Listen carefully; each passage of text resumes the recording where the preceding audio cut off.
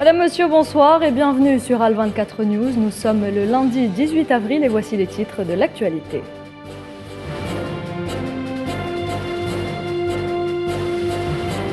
Coopération algéro-libyenne, le chef du gouvernement d'Union nationale libyen Abdelhamid Dbeiba est arrivé à Alger cet après-midi.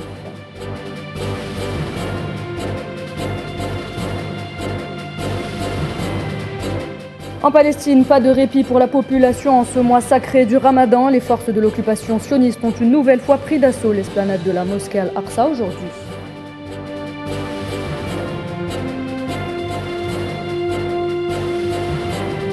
Dans le dossier ukrainien, au 53e jour de l'opération militaire, les autorités ukrainiennes annoncent la suspension des couloirs humanitaires.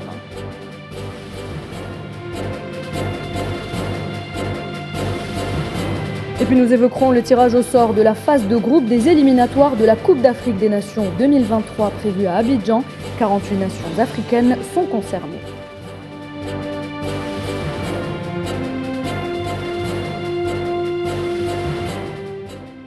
Coopération algéro-libyenne, le chef du gouvernement d'Union nationale est arrivé à Alger cet après-midi, accompagné d'une importante délégation ministérielle.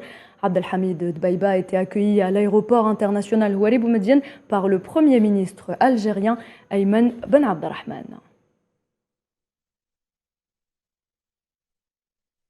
La Libye qui vit actuellement un cas de force majeure, la compagnie nationale de pétrole annonce l'interruption jusqu'à nouvel ordre des opérations du port pétrolier de Zouaitina, l'un des plus importants du pays, et ce au lendemain de la fermeture de plusieurs sites. Les explications de Tinhinan Makassi. La crise politique libyenne s'épaissit et prend une ampleur sans précédent. Et pour cause, le duel qui oppose les deux premiers ministres Abdelhamid Dbeiba et Fethi Bechara touche la Libye dans ses entrailles, plus précisément au cœur de sa locomotive économique, à savoir le secteur pétrolier. Une nouvelle configuration qui vient compliquer encore davantage ce nœud grégorien qu'est devenu la Libye. Depuis dimanche, l'économie libyenne vit avec l'état de force majeure. Concernant la livraison du brut au complexe de Milita, situé sur la côte libyenne, et ce jusqu'à nouvel ordre, annonce la compagnie nationale pétrolière de la Libye. Et ça ne s'arrête pas là. La compagnie a en outre annoncé ce lundi l'arrêt des opérations sur le terminal pétrolier de Zouaitina, l'un des plus importants du pays, quelques heures après la suspension de la production sur un important champ pétrolier dans le sud-ouest du pays. C'est les attaques par un groupe d'individus à plusieurs reprises pour stopper de force la production sur le champ d'El-Fil en empêchant les employés de travailler qui a poussé la compagnie à prendre cette décision radicale, rapporte la presse libyenne, qui signale en outre que ces mêmes individus revendiquent le départ de Dbeiba du pouvoir en faveur de Bechara. Cette nouvelle hémorragie met de l'huile sur le feu dans un pays déjà déchiré par les luttes intestines entre les institutions de l'Est et de l'Ouest du pays. La décision de suspendre la production pétrolière à l'est de la Libye va certainement engendrer davantage de problèmes au plan politique.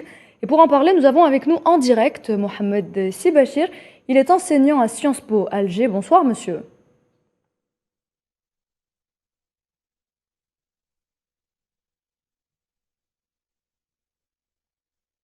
Nous avons donc un problème de communication. Nous reviendrons peut-être à ce sujet un peu plus tard. L'actualité, c'est également le vice-premier ministre espagnol Teresa Ribera qui s'est exprimé sur la hausse des prix du gaz algérien destiné vers l'Espagne, décidée par Sonatrach. Selon elle, l'Algérie est à la hauteur de ses engagements. On l'écoute.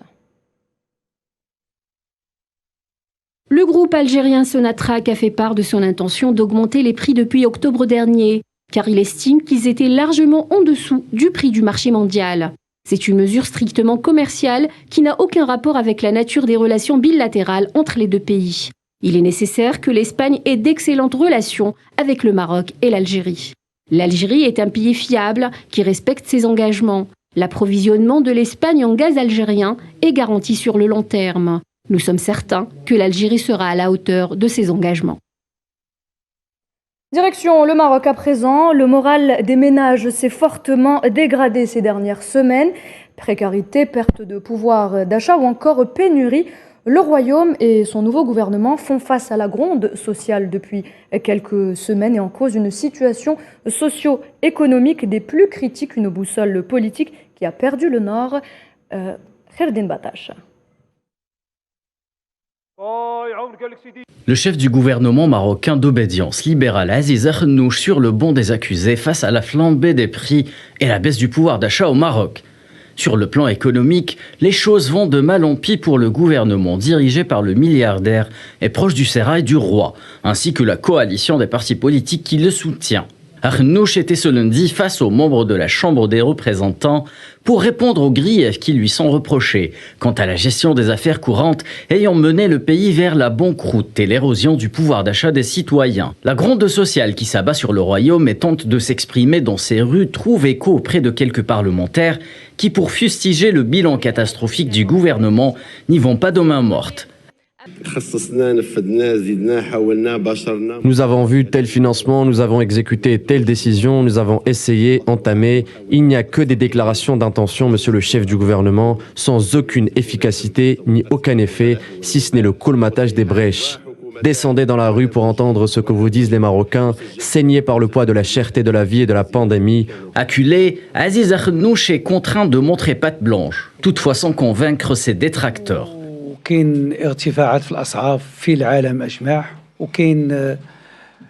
La situation est compliquée car il y a un certain nombre de problèmes au niveau mondial liés à l'approvisionnement et au cours des matières premières, notamment ceux de l'énergie et les produits alimentaires, avec à leur tête les céréales. Cette configuration s'étend également au secteur du BTP.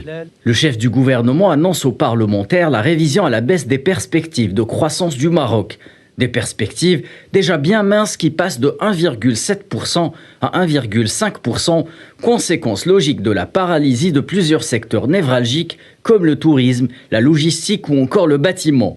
Et pour cause, la situation socio-économique ne cesse de se dégrader, le pouvoir d'achat des ménages marocains de s'éroder. Pris en étau entre les hausses touchant l'ensemble des produits de première nécessité comme l'énergie ou les denrées alimentaires, leur pouvoir d'achat se réduit comme peau de chagrin. À ce triste constat vient se greffer des paramètres macroéconomiques marqués par la hausse exponentielle du déficit budgétaire. Il a déjà atteint 210 millions de dollars au premier trimestre 2022.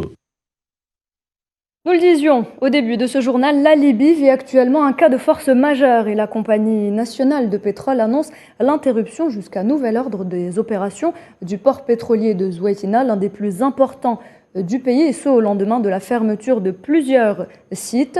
Et pour revenir justement sur cette décision, nous avons réussi à joindre le professeur Mohamed Si Bachir. Il est professeur donc à Sciences Po. Monsieur Si Bachir, bonsoir. Bonsoir madame, Sahar Mbarkom. Merci à vous aussi. Alors entre l'Est et l'Ouest du pays, la tension est palpable depuis des semaines. Cette dernière décision va sans nul doute aggraver les choses. Quel est votre commentaire, monsieur ? Bien sûr que la crise constitutionnelle que vit la Libye s'enfonce encore davantage dans cette crise avec ce problème de cessation d'approvisionnement en pétrole, ce qui causera plutôt à la Libye un grand dommage parce que c'est un pays rentier qui subsiste grâce à ses ressources pétrolières, et le fait d'arrêter l'approvisionnement en pétrole va aggraver encore davantage cette crise constitutionnelle que vit la Libye depuis 2011.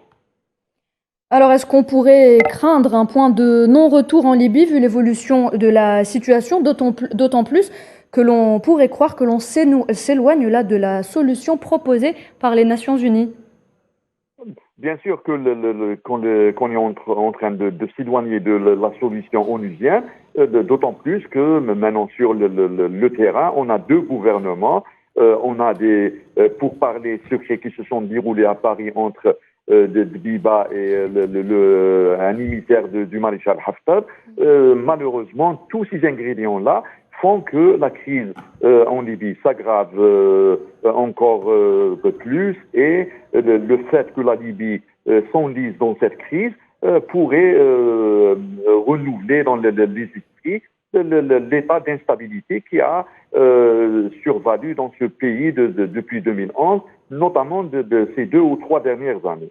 Et dernière question, Monsieur Si Bachir, que signifie le fait de décréter la force majeure? Est-ce que cela voudrait dire que les approvisionnements de la National Oil Corporation vont être interrompus?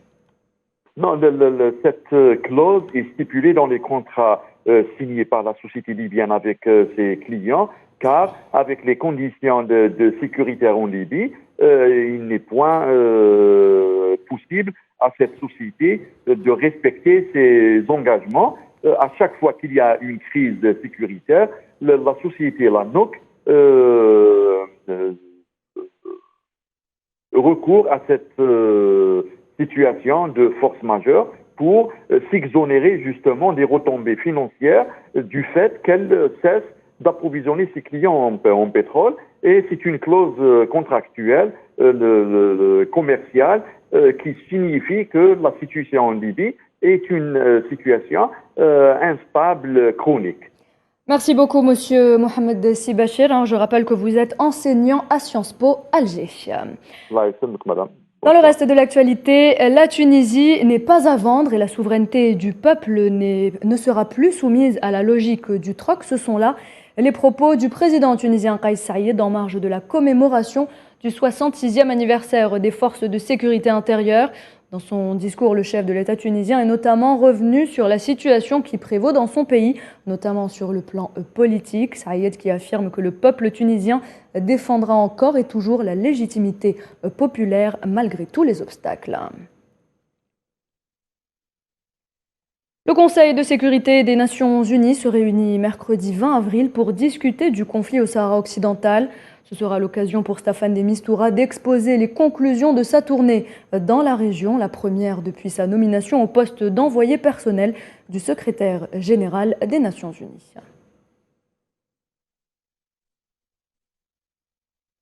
Et on reste dans la région pour évoquer la situation sécuritaire. Une centaine de terroristes appartenant à Daesh ont été tués ces dernières semaines dans la région du lac Tchad, située à la frontière nord du Nigeria et du Niger. Une force militaire conjointe Nigeria, Niger et Cameroun l'a déclaré hier soir après avoir lancé des frappes aériennes au-dessus de la région.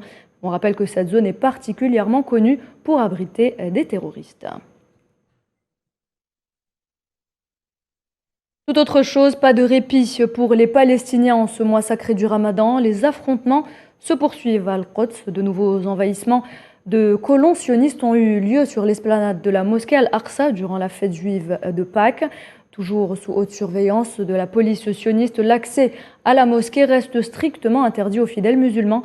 Les détails avec Nariman Zekar. Un mois de Ramadan tragique pour les Palestiniens, terrorisés et empêchés par les forces sionistes de pratiquer leur culte. L'esplanade d'Al-Quds est une autre fois envahie par les colons sous haute protection policière sioniste. Pendant près de 3 heures, des centaines de colons s'incrustent au sein de la Sainte Mosquée, escortés par les forces de police sionistes, après avoir forcé les fidèles musulmans à quitter les cours du Masjid al-Aqsa. Cette prise d'assaut acquiert une sensibilité particulière, elle coïncide avec la Pâque juive qui durera une semaine en plein milieu du mois sacré. Depuis 4 jours, des centaines de Palestiniens sont attaqués et chassés de leur mosquée par les occupants sionistes. Les responsables palestiniens les accusent de tenter de diviser Al-Aqsa, haut symbole religieux, suite aux nombreux affrontements ayant éclaté sur le site. Le Croissant Rouge palestinien fait état d'au moins une dizaine de Palestiniens hospitalisés, blessés par des balles en acier recouvertes de caoutchouc suite aux récentes violences perpétrées sur l'esplanade d'Al-Aqsa. Après avoir fermé la mosquée vendredi dernier, l'entité sioniste a fait du 3e lieu saint de l'islam une caserne militaire sous haute surveillance au service des visiteurs juifs, libres d'accéder dans l'enceinte du masjid. De nombreux pays musulmans, à l'instar de la Jordanie, condamnent ces actes sionistes non seulement pour leur violence vis-à-vis du peuple palestinien, mais aussi au sujet des profanations effectuées sur la mosquée. Ainsi, les Palestiniens s'attendent à une autre semaine de Ramadan marquée de tensions. La cause palestinienne fait réagir. Le président iranien Ebrahim Raisi a adressé une mise en garde directe à l'intention de son ennemi de toujours, à savoir l'entité sioniste. Dans un discours prononcé à l'occasion de la journée de l'armée à Téhéran, c'est sans détour ni tergiversion qu'il a déclaré que le cœur du régime sioniste serait la cible de forces armées de son pays en cas de mesures prises à l'encontre de l'Iran. Souhila Kilal. Le président iranien Ebrahim Raisi ne mâche pas ses mots. Il s'est directement adressé à l'entité sioniste ce lundi, la mettant en garde contre toute éventuelle tentative d'action qui viserait l'Iran. Si vous faites le moindre geste contre la nation iranienne, la destination sera la capitale du régime sioniste. Nos forces armées ne vous laisseront pas tranquilles. Ebrahim Raisi s'est montré clair. Son pays ne permettra pas à l'ennemi sioniste de mettre en péril la sécurité de la région par le biais de n'importe quel pays, y compris l'Irak. Il a par ailleurs averti les pays voisins que la normalisation de leurs relations avec les sionistes ne leur garantirait aucune protection. Si vous cherchez à normaliser les relations avec les pays de la région, sachez que vos moindres agissements seront connus de nos services de renseignement, de nos forces de sécurité et de nos forces armées. En mars dernier, l'Iran avait tiré une douzaine de missiles balistiques sur Erbil en Irak. L'armée iranienne avait confirmé à l'époque avoir tiré ces projectiles, affirmant que l'attaque visait un centre stratégique utilisé par l'entité sioniste. Le gouverneur d'Erbil, lui, avait nié l'existence de sites sionistes dans la région. Situation en Cisjordanie occupée également au centre des discussions entre le président algérien Abdelmadjid Tebboune et son homologue russe Vladimir Poutine. Alger et Moscou réaffirment leur soutien à une paix juste et durable au Moyen-Orient, devant consacrer les droits nationaux inaliénables du peuple palestinien. C'était lors d'un appel téléphonique où les deux dirigeants se sont félicités des relations qui lient l'Algérie et la Russie à l'occasion du 60e anniversaire de l'établissement des relations diplomatiques. Ils se sont également accordés sur les visites de haut niveau entre les dirigeants algériens et russes, ainsi que sur les prochaines réunions de la Commission conjointe de coopération économique. Enfin, concernant la crise ukrainienne, Abdelmadjid Tebboune et Vladimir Poutine ont souligné l'importance d'une solution politique conforme aux principes du droit international et de la Charte des Nations Unies.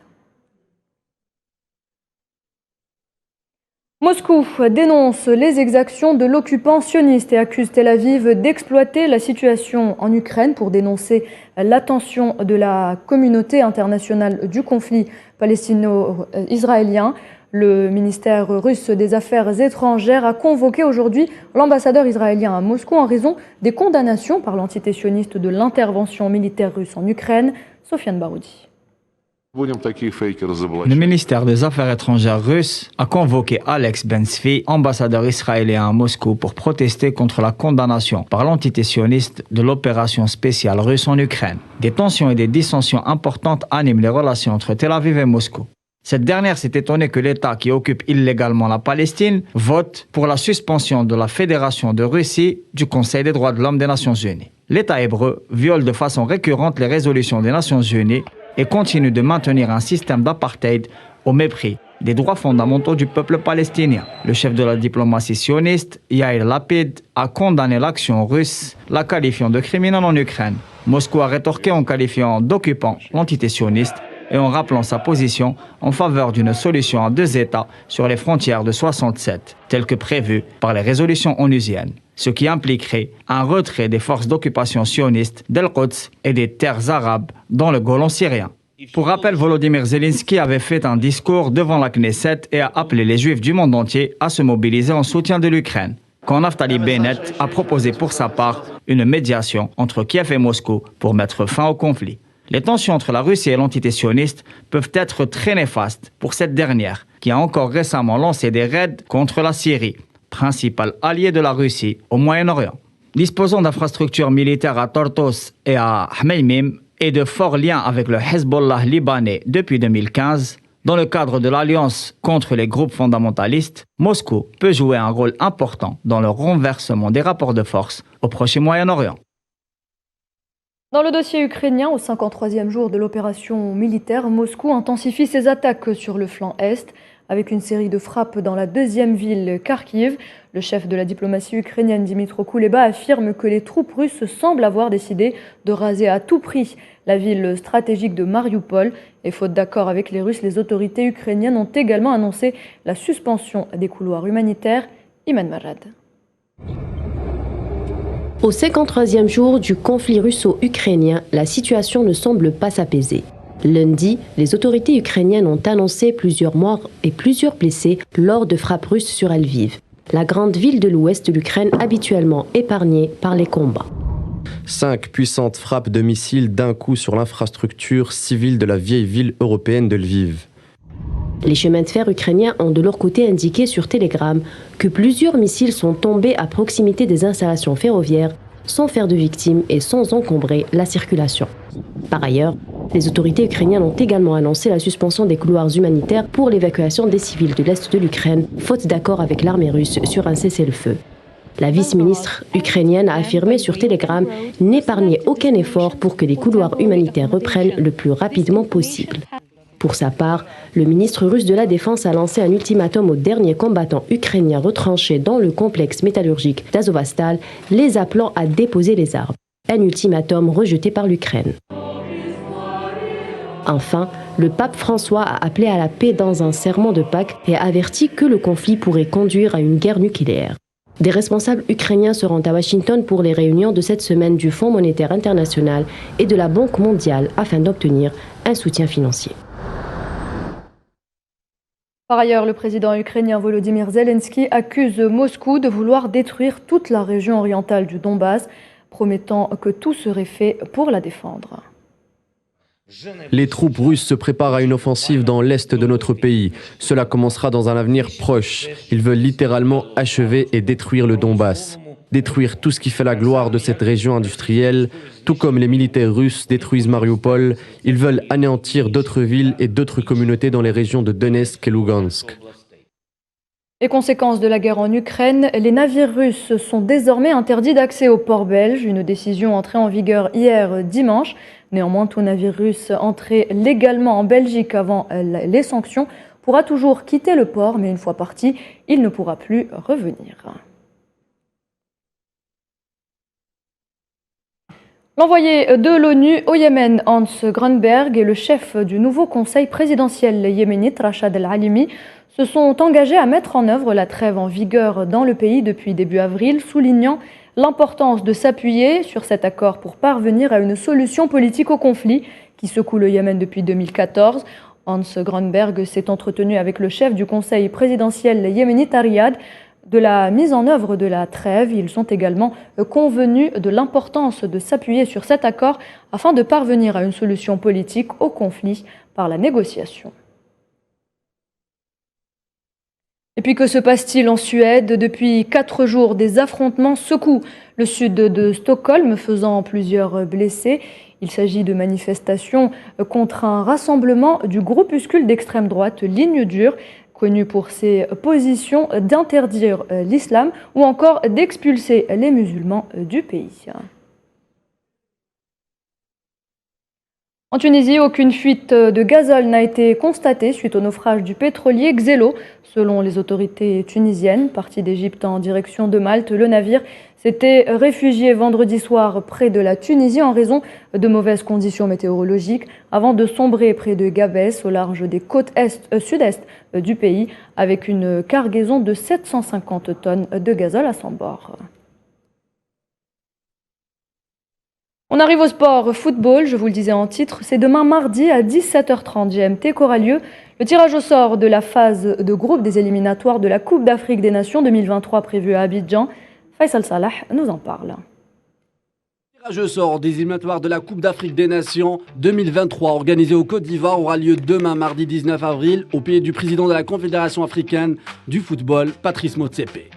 À Johannesburg, en Afrique du Sud, dans les studios de la chaîne Super Sport, 18h30 en Algérie, 17h30 GMT, les 48 pays africains seront répartis en 4 chapeaux, constitués chacun de 12 équipes, sur la base du classement officiel de la FIFA, publié le 31 mars 2022. Le tirage va répartir ces 48 nations en 12 groupes de 4 équipes issues chacun d'un chapeau différent. L'Algérie, 7e en Afrique d'après le dernier classement FIFA, est dans le premier chapeau et donc elle évitera les 11 meilleures nations en Afrique. 2 stars africaines seront présents sur la scène, 2 champions d'Afrique. Il s'agit de l'ex-attaquant de Chelsea, Salomon Kalou, et l'ex-capitaine des Bafana Bafana, Lucas Radebe. Le Zimbabwe et le Kenya sous sanction et la suspension de la FIFA en raison d'interférences gouvernementales. Les 2 sélections vont bien faire partie du tirage de demain. En revanche, si la suspension n'est pas levée 2 semaines avant leur première journée, les 2 associations seront considérées éliminées de la compétition et leurs groupes seront composés juste de 3 équipes, une raison laquelle le Kenya en chapeau 2 et le Zimbabwe chapeau 3 ne pourront pas tomber dans le même groupe. Les éliminatoires débuteront en juin prochain et les 2 premiers de chaque groupe se qualifieront pour la phase finale qui aura lieu du 23 juin 2023 au 23 juillet 2023 en Côte d'Ivoire. Et justement, pour parler de ce tirage au sort qui aura donc lieu demain, nous avons avec nous le sélectionneur de la Gambie, le Belge Tom Saintfiet. Tout d'abord, félicitations pour votre qualification, monsieur. Demain, vous serez reversé dans le chapeau numéro 3. Quel serait pour vous le meilleur tirage qu'on pourrait vous souhaiter? Merci, bonne soirée. C'est toujours difficile de dire quel est le meilleur tirage parce que on a joué plusieurs fois contre des grands pays en Afrique, des bons matchs avec des bons résultats. Et on a trouvé aussi qu'on a des difficultés avec les pays difficiles, petits, comme Tchad ou comme Djibouti. C'est un tirage, on n'a pas de contrôle de ça. Et pour moi, je vais attendre. Et je suis content avec chaque pays qui est là. Peut-être il y a quelques pays au chapeau 2, on ne veut pas jouer. Mais en chapeau 1, il y a seulement des grands pays et on est prêt pour chaque pays. Et lors de la dernière édition, on le rappelle, la Gambie a atteint les quarts de finale. Quel sera l'objectif pour 2023? Naturellement, c'est plus difficile de qualifier une deuxième fois. La première fois, c'est un surprise pour tout. On a gagné notre groupe de qualification avant Gabon, avant DR Congo et Angola, un groupe très difficile, mais on a gagné ce groupe.